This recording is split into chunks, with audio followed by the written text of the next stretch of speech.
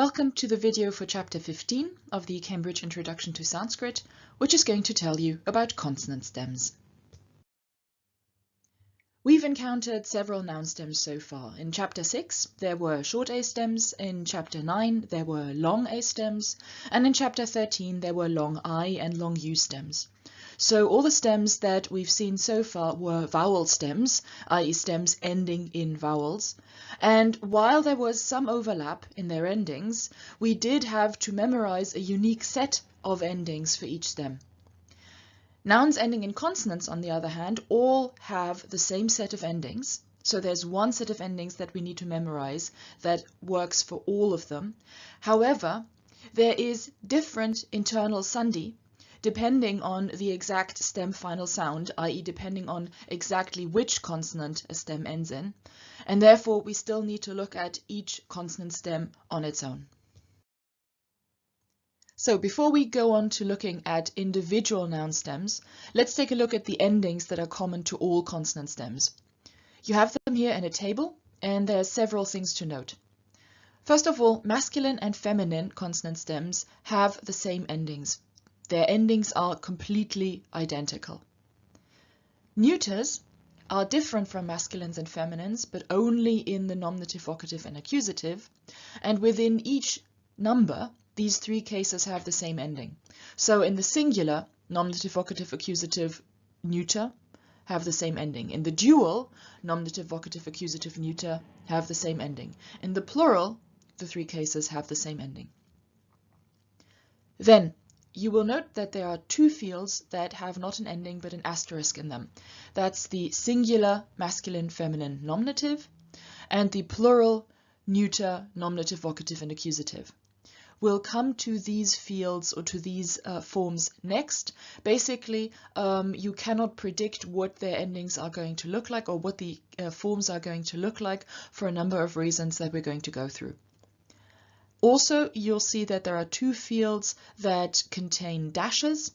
So there would be the masculine, feminine, singular, vocative, and neuter, singular, nominative, vocative, and accusative. And basically, these cases do not have an ending, so the dash indicates that there simply is no ending. Apart from this, I hope you will see that many of these endings look familiar.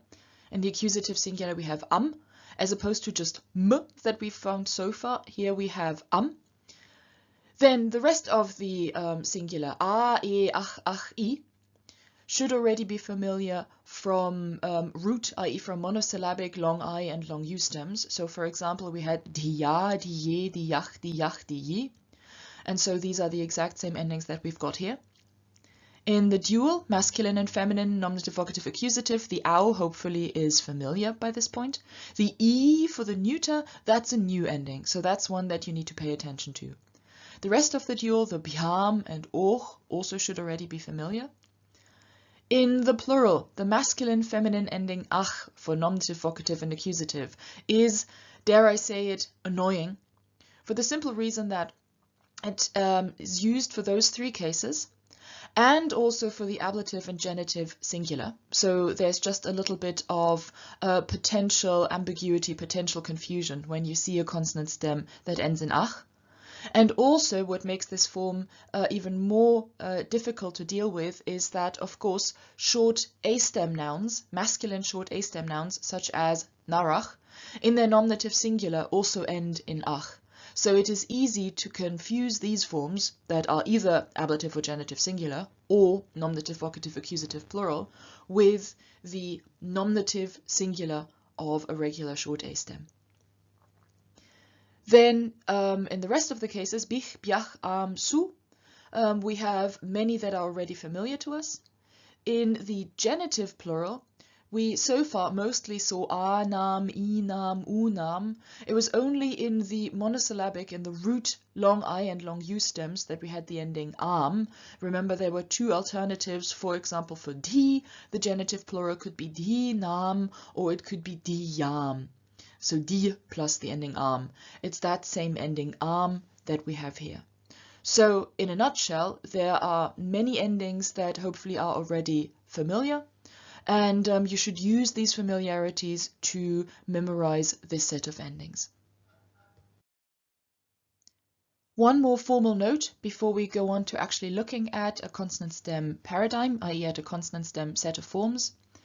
And this note concerns word final consonant clusters.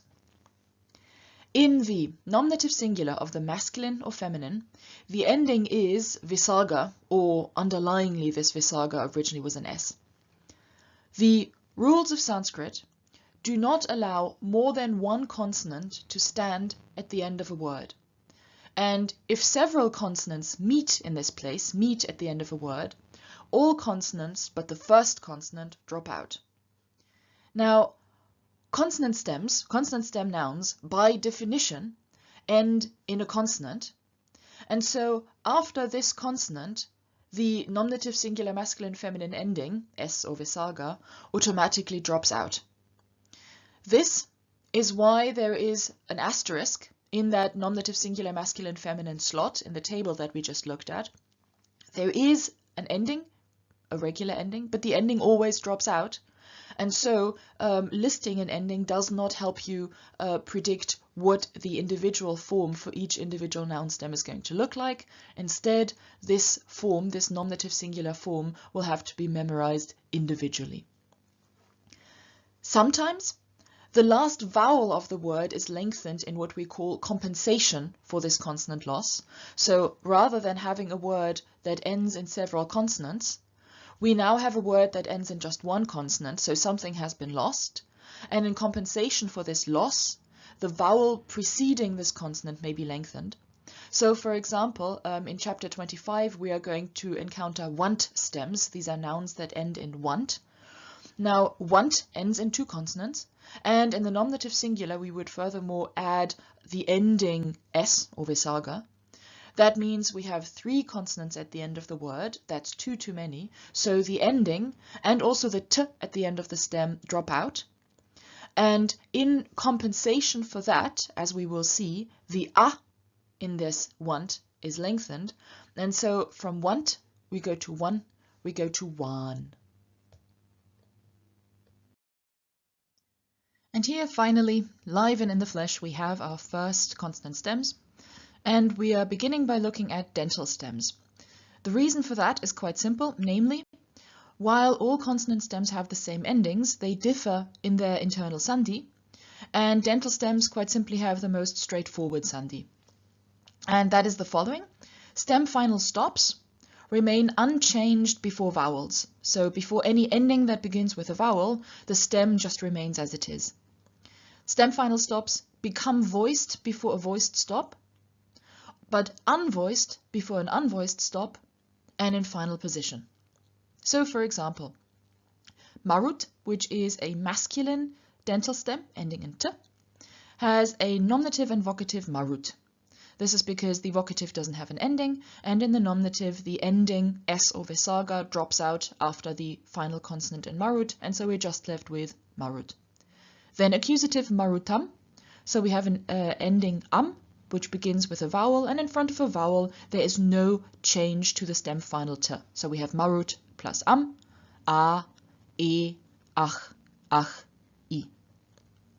In the dual, we have marut plus au, again no change in the stem. And then we have marut plus bhyam, and because bhyam begins with a voiced consonant, b, the T at the end of marut then also becomes voiced, because marud bhyam is a lot easier to pronounce than marut bhyam. So we have marutau, marutau, marutau, marud bhyam, marud bhyam, marud bhyam. Then in front of och, which begins with a vowel, the T again stays as it is. So we have marud toch.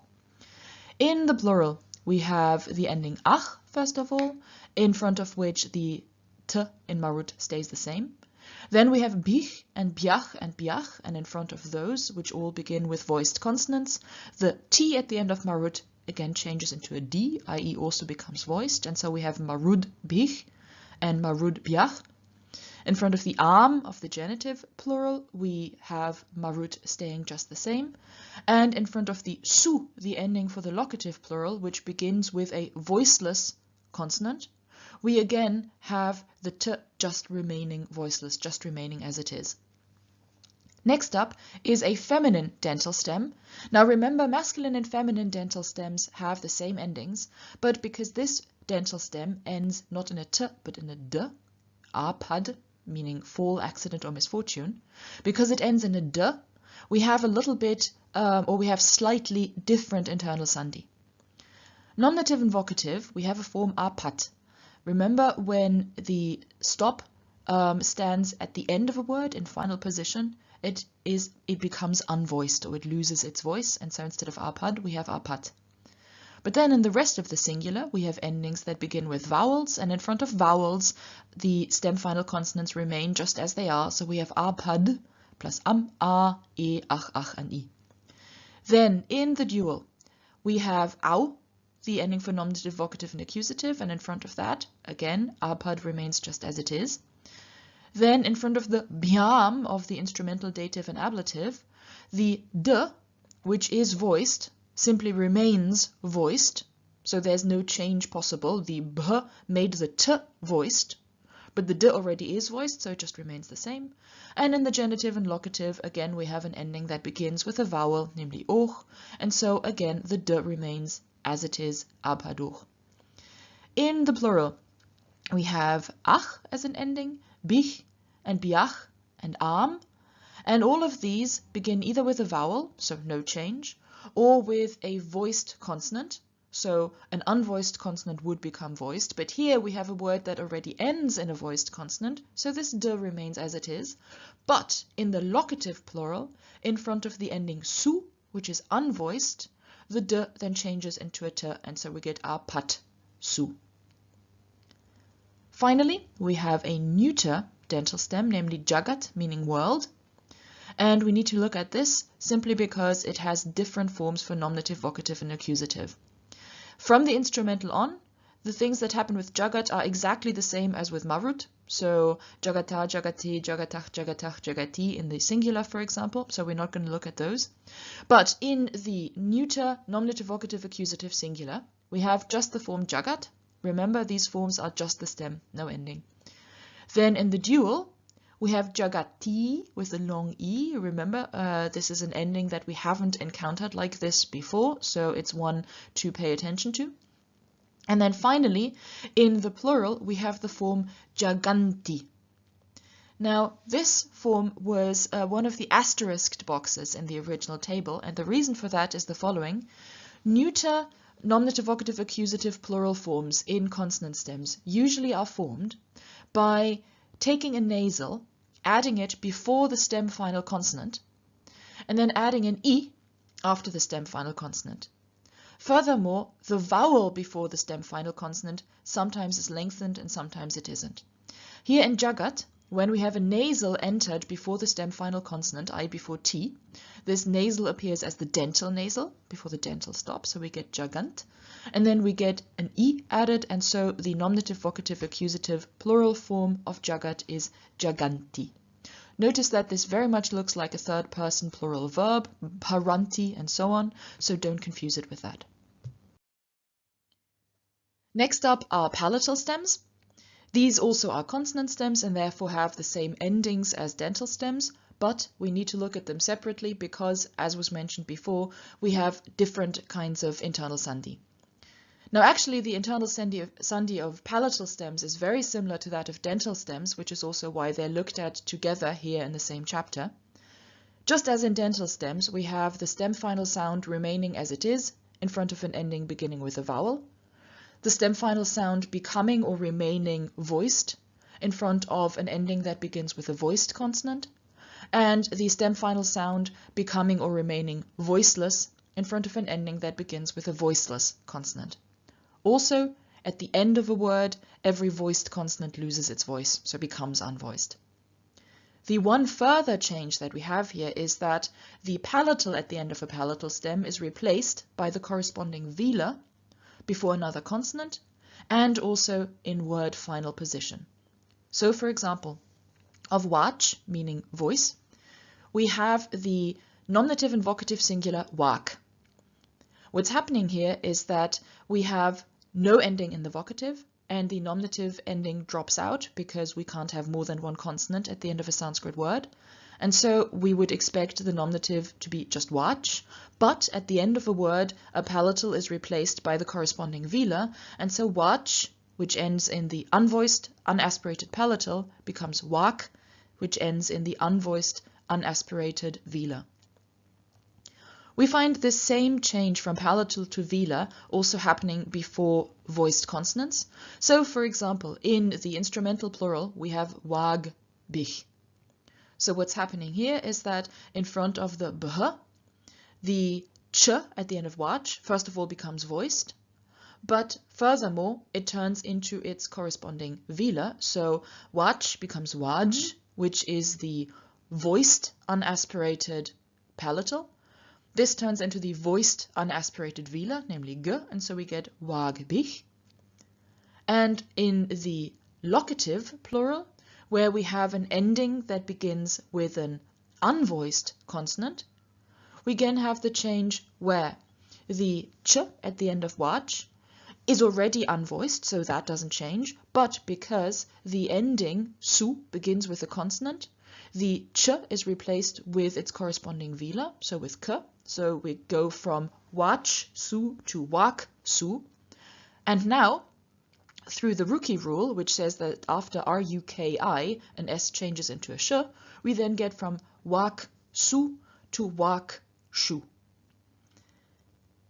The last form in this paragraph, in this paradigm that we need to look at is the nominative, vocative, accusative, neuter plural, and that is bunji. So of any noun or any adjective ending with bhuj, meaning enjoying something, we get a nominative, vocative, accusative, neuter plural form bunji.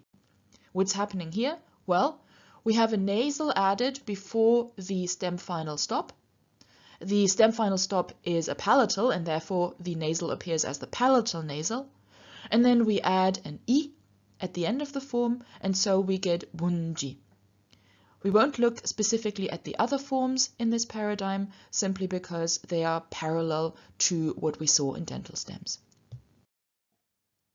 You may have wondered about the slightly unusual choice of example in the palatal stem table just now, but actually many dental and palatal stems are tatpurushas whose second member is a verbal root. So, for example, yajna bhuj, which we just looked at, consisting of yajna, meaning sacrifice, and bhuj, the root of the verb meaning to enjoy. Or Veda vid, meaning knowing the Vedas, consisting of Veda, meaning either knowledge or the sacred knowledge, i.e. the Vedas, and again the verbal root vid. We find among these verb final tatpurushas that there are many dental stems and many short a stems. Apparently those were considered easy or straightforward to decline. Now with yajna bhuj and Veda vid, we actually have verbal roots that already end in a stop, that end in a palatal or a dental stop. But we find that many other roots, for example verbal roots that end in a vowel other than a or a, just add such a t, just add such a dental to create a compound stem that is easy to decline. So for example we find yuddha jit, meaning victorious in battle, which is based on yuddha, meaning battle, and ji, meaning to win or to conquer, plus t, because yuddha jit is very straightforward to decline. Shru, meaning to hear, in forms such as su shrut, su meaning well, shru, again added with a t added to it at the end to make it easier to decline, so su shrut then means hearing well. Or krit, in forms such as sukha krit, making or causing happiness, based on sukha, meaning happiness, and kr, meaning to do or to make, and again an added t, because that creates an easy to decline dental stem, sukha krit. Verbal roots that end in a, for example the zero grade of gum, which is gm and often appears as ga, or verbal roots ending in a, such as sta, to stand, often are used in compounds with a final short a. So, for example, kaga means skygoer, i.e. bird, or ratasta means standing on a chariot. The reason why the a in sta is shortened to a is quite simple. If we left it as a long a, then we'd be dealing with a long a stem, and that would appear as though it were feminine. And so whenever these forms are used in masculine or neuter, they are used ending in a short a. But if I were to talk about someone or a feminine, someone female standing on a chariot, the form would then be rata sta. Finally, short a stems are created on the basis of other roots that are strengthened to guna and then have a short a added to them. So, for example, again from the root kur, meaning to make or to do, we get bala kara. Bala means strength. Kara is based on kur. First of all, it's put into guna, giving us kar. Then an a is added to it, giving us kara. And so we have, for example, bala kara and various other compounds that end in kara, i.e. compounds that are straightforward short a stems that are easy to decline. Finally, a stylistic note on the use of sa in compounds. Sa is related to the preverb sam and to the preposition saha, meaning with. And this sa can be prefixed to a noun to create a bahuvrihi compound. For example, if I describe someone as saputra, then I say that their children are with, i.e. they are with children, or in actual English, that they have children. Bahuvrihis are adjectives, and for this kind of adjective, for this kind of bahuvrihi involving sa, there are two uses. First of all, agreeing with another noun in expressions that into English are best translated as A and B. For example, Nrpach sabharyach purang gachati, the king and his wife go to the city, which literally says Nrpach, the king, sabharyach, with-wived, purang gachati, goes to the city. But in English we don't say with-wived, we don't have that kind of bahuvrihi, and so rather than saying the king does something with-wived, we translate it as the king and his wife do something, or the king together with his wife go to the city. The second use of these forms is in the accusative singular neuter as an adverb. So for example, sakrodham, meaning angrily. Sakroda as an adjective would literally mean someone whose anger is with, who is accompanied by anger, therefore simply who is angry. And that then used as an adverb would simply give us angrily. That was it for this chapter. We hope that you found this video helpful, and if you have any comments or suggestions, we would love to hear from you. Please do write to us at ruppel@cambridge-sanskrit.org. And now, for your own work on this material, good luck and have fun!